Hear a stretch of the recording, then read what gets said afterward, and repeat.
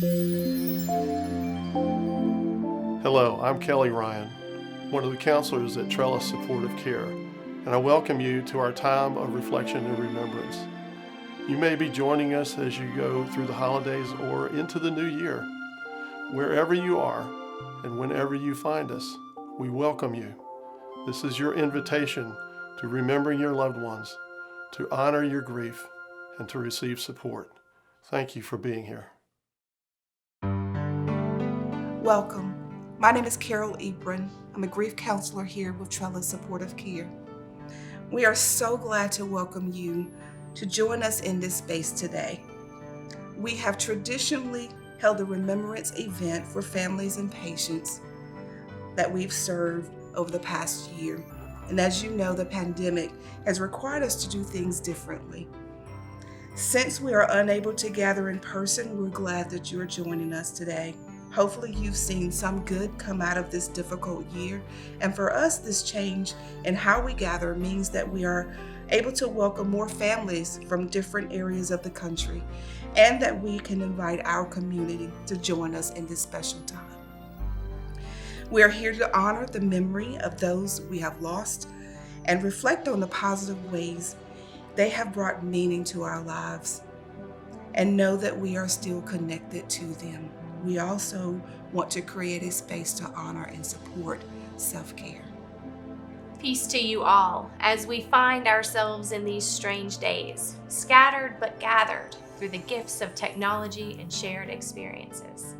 My name is Patricia Green, and I'm a chaplain here with Trellis Supportive Care. Several of our grief counselors and chaplains will be offering words and rituals for centering and remembrance as we move through this time together. If you have a light source in your home, maybe a candle, an electric light, or even a flashlight, we encourage you to have that nearby. In just a few moments, we will invite you to light that with us as we enter this space of remembrance and thanksgiving. We will also have memorial moments as part of this time together, which will allow us to share the names and pictures that some of you have submitted of people we have served over this past year who have died. We invite you to add the name, photo, or even a few words about the person you are remembering today in the comments section, or simply to state their names aloud where you are. We are glad that you have joined us as we honor your loved ones and acknowledge the grief that is present for so many. We hope that this time will be meaningful for you all and a source of comfort and healing.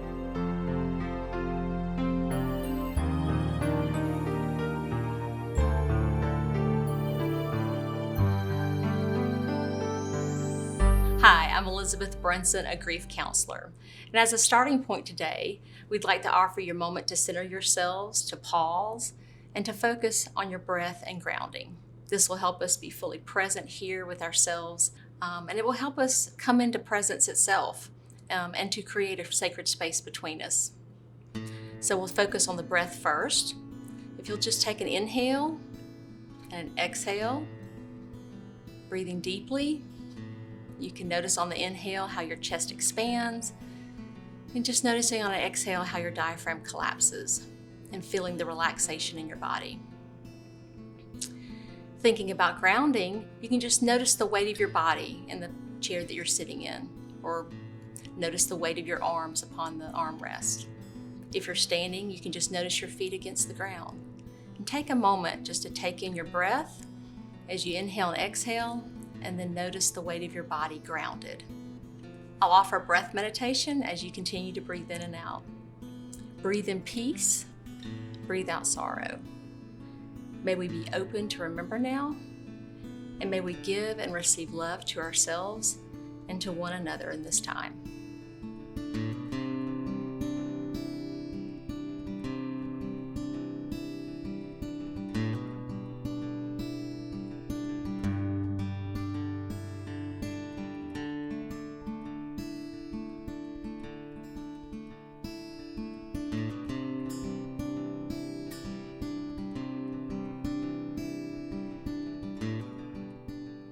Hello, my name is Santiago Reales and I am a chaplain. We will now light a candle. you have a candle at home, you can join us. Light is a wonderful symbol of comfort as it illuminates our darkness.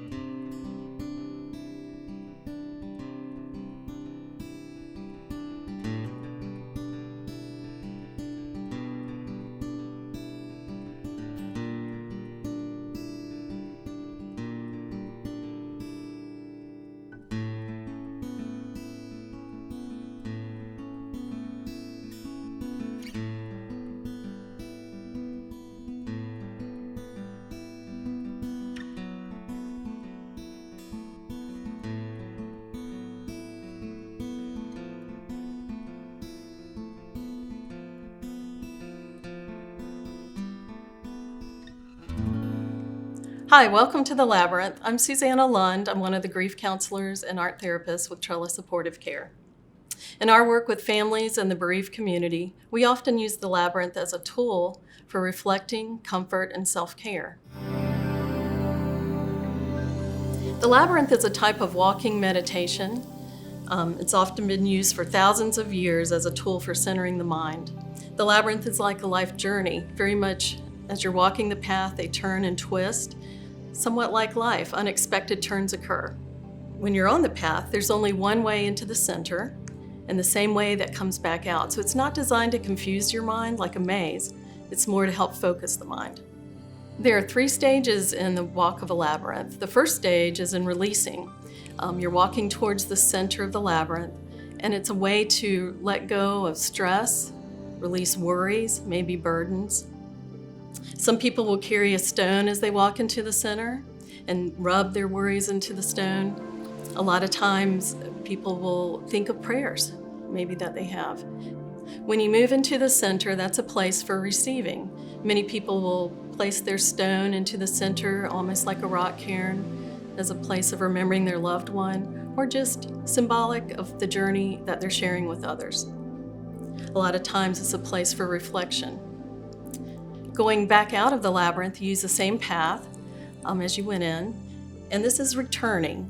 This is a place symbolic of renewal. Hopefully you're walking, reflecting on the things that you've gained while you were in the center. There's really no wrong way to walk the labyrinth. It's just the way that feels right for you or that's meaningful for you. Many people will sit on benches on the outside of the labyrinth just to enjoy the nature around them. So again, a place for focusing the mind and reflection.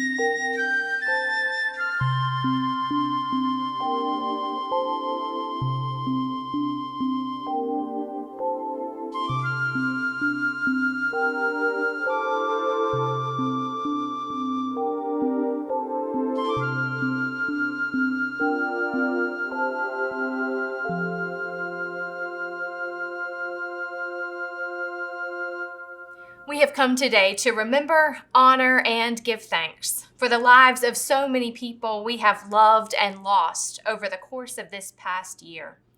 We also come to acknowledge the grief that goes hand in hand with the death of loved ones. When people we love die, our life can look different overnight. Figuring out how to put one foot in front of the other, how to move through one moment at a time, it can be hard, and it can leave us feeling emotions that range from sadness, loneliness, and anger to gratitude and even relief. Grief is complex. As hopefully you have heard before, there is no one right way to experience grief. It takes different shapes, and we all must figure out how to move through its challenging waters. But one step, one moment, one breath at a time, that can be a good way to start. I believe as humans, we are born to be in relationship with others. Relationships are often not easy. They can take work and perseverance, grace and forgiveness, and they don't always work. But I believe that for every friendship that is formed, every relationship that takes shape, every family tie that is held close, imprints are left. We leave marks on each other. We impact the people with whom we share life, and they impact us. The people whose lives we honor today, the people with whom you have shared life, they have left their mark on you. We are who we are in part because of the people who are a part of our lives. And the marks we leave on each other, they remain even after a loved one dies. The people we have loved who no longer walk this earth with us have given us gifts. These gifts can come in the form of lessons and skills they taught, wisdom they shared, family recipes that have been passed down, handwritten notes sent on birthdays and Christmases or tucked away in desk or dresser drawers, tangible physical gifts given, and more. The gifts given, the memories made, the love shared, all of it leaves imprints on us, on you. And while these gifts can at times heighten the grief, I truly believe that these very gifts can be sources of strength as well. As you all are acutely aware, I am sure, grief can seem to come out of the blue and leave us feeling lost and hurting. But within that grief is the reality that you loved and were loved. Within those tears are memories of joy and laughter as well. The heaviness and struggle that can threaten to leave you doubled over can be reminders of the strength and determination that existed in the one who no longer walks beside you.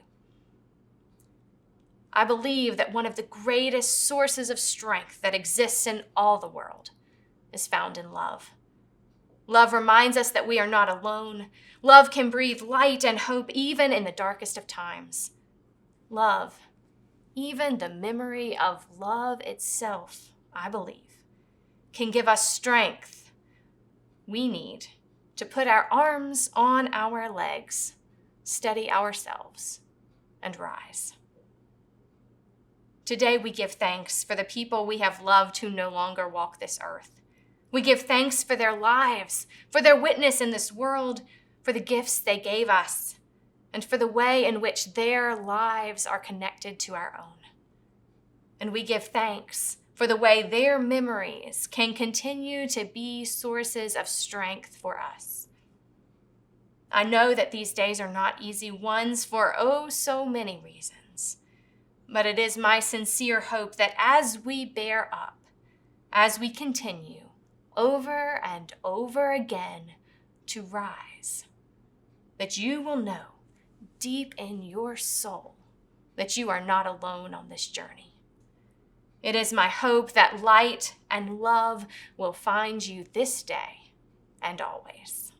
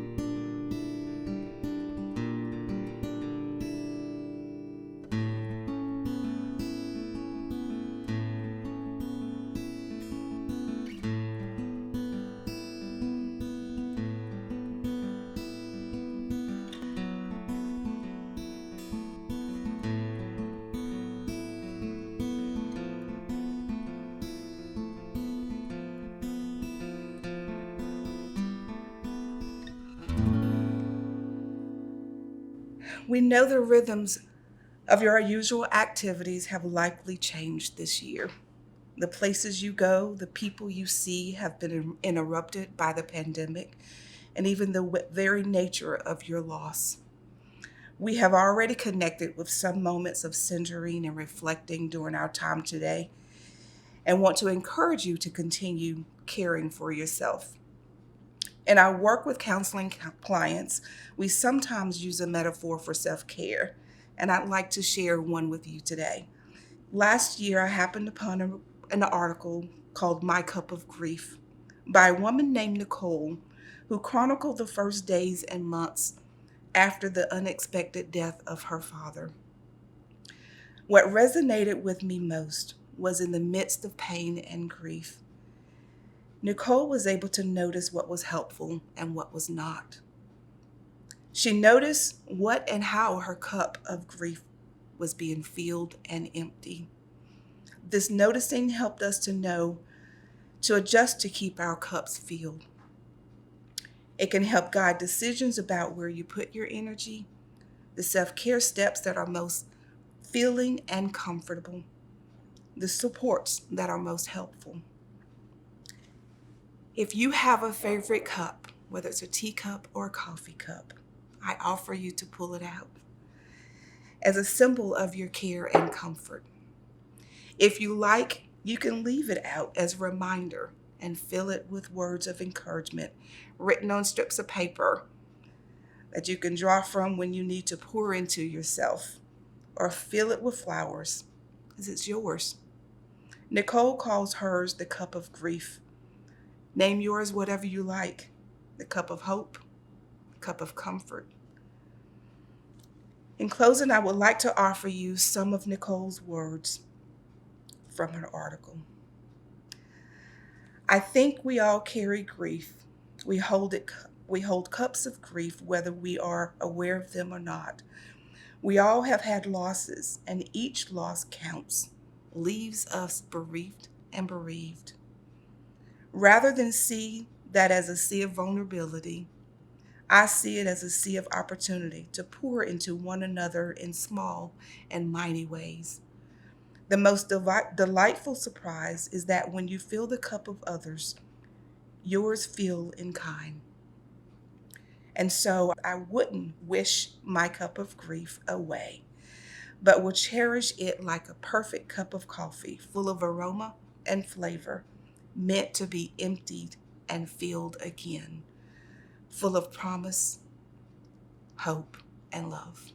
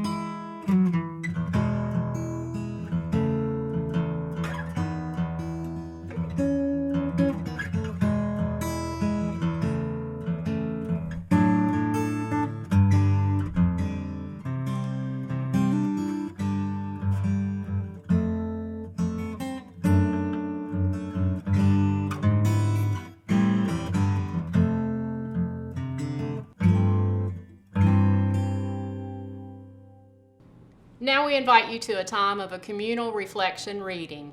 If you have your invitation, you'll find the reading printed on the back of the invitation. And if you don't have access to an invitation, that's okay too, because the phrase that you'll join with me in saying is, "We remember them." So now let us begin. In the rising of the sun and in its going down, we remember them. In the blowing of the wind and in the chill of winter, we remember them. In the opening of buds and in the rebirth of spring, we remember them. In the blueness of sky and in the warmth of summer, we remember them. In the rustling of the leaves and in the beauty of autumn, we remember them. In the beginning of the year and when it ends, we remember them. When we are weary and in need of strength, we remember them. When we are lost and sick at heart, we remember them. When we have joys we yearn to share, we remember them. So long as we live, they too shall live, for they are now a part of us as we remember them. On behalf of the grief counselors and chaplains and everyone involved in bringing this time to you today, we would like to thank you for joining us in this space of community and remembrance. Our hope is you were able to gain comfort, solace, inspiration, and meaning in our time together. Know that we will continue to hold you in our hearts and our thoughts. Remember that we remain available to you for support. And if you would like to learn more about grief support opportunities or to view this gathering after today, please go to our website, trellissupport.org. Be well.